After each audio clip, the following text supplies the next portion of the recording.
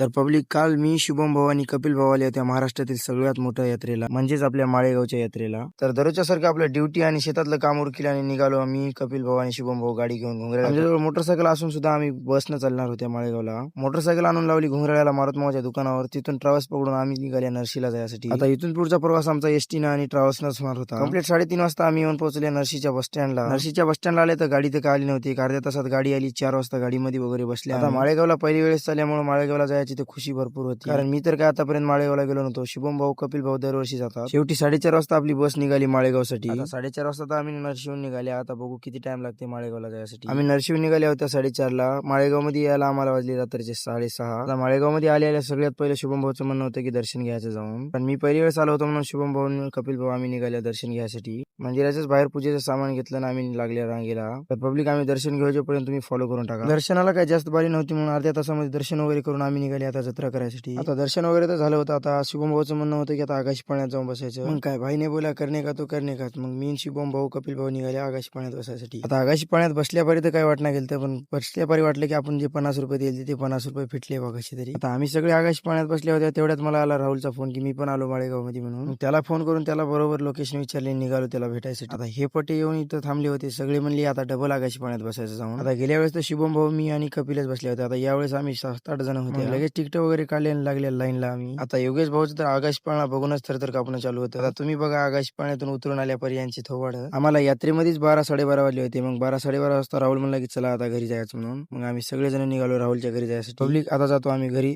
तुम्ही व्हिडिओ आवडलास तर फॉलो करून टाका. आजच्यासाठी एवढंच. भेटून नेक्स्ट ब्लॉग मध्ये.